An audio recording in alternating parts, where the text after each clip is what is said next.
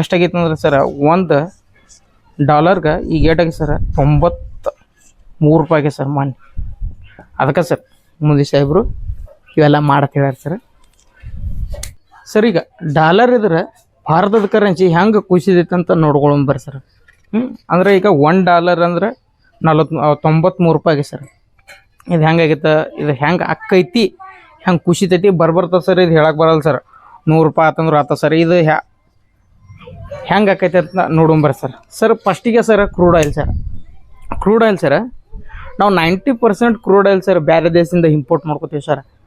ಇನ್ನು 10% ಮಾತ್ರ ಇಲ್ಲೇ ನಮ್ಮ ಮಗಲ್ ಸರ್ ಮುಂಬೈದಾಗ 10% ಮಾತ್ರ. ಇನ್ನು ಮುಂಬೈ ಕೋಸ್ಟಲ್ ಸರ್ ಅಲ್ಲಿ ಬರೀ 10% ಅಟ ಸಿಗ್ತದೆ ಸರ್. ಅದು ಬಗ್ಸಿಟ್ ಸಿಗ್ತದೆ ಸರ್. ಅದು ಇದಕ್ಕೂ ಸಾಲಂಗಿಲ್ಲ ಸರ್. ಸಾಲರ್ಕಾಗೆ 90% ಕ್ರೂಡ್ ಆಯಿಲ್ ಬೇರೆ ದೇಶದಿಂದ ಇಂಪೋರ್ಟ್ ಮಾಡ್ಕೋತೀವಿ ಸರ್. ಇಂಪೋರ್ಟ್ ಮಾಡ್ಕೊಂಡು ಬಳಕ ನಾವು ಎಷ್ಟು ಇಂಪೋರ್ಟ್ ಮಾಡ್ಕೋತೀವಿ ಗೊತ್ತದ sir? 48 lakh barrel sir. 48 lakh barrel crude oil import ಮಾಡ್ಕೋತೀವಿ ಸರ್ ಬರೀ ನಾವು. 48 ಲಕ್ಷ ಬ್ಯಾರಲ್ ಸರ್. 1 ಬ್ಯಾರಲಿಗೆ ಸರ್ 159 ಲೀಟ್ರ್ ಸರ್. ಇದು 1 ಬ್ಯಾರಲ್ ಸರ್. ಇದು 159 ಲೀಟ್ರ್ ಸರ್ 1 ಬ್ಯಾರಲ್ ಅಂದ್ರೆ. ಹಿಂಗೆ 48 ಲಕ್ಷ ಬ್ಯಾರಲ್ ಇಂಪೋರ್ಟ್ ಮಾಡ್ಕೋತೀವಿ ಸರ್ ನಾವು. ಯಾವಾಗಿದು? ತಿಂಗಳ ಸರ್. 159 ಲೀಟ್ರ್ ಅಂದ್ರೆ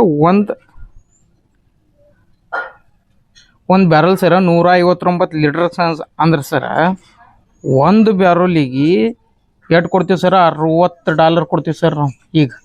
ಈಗ ಅದು ಮಾನ್ಯ ಯುದ್ಧ ಸಂಬಂಧ ಸರ್ ಹೆಚ್ಚಾಗಿದೆ ಸರ್. ಏಟು $120 ಆಗೈತೆ ಸರ್. $120 ಸರ್.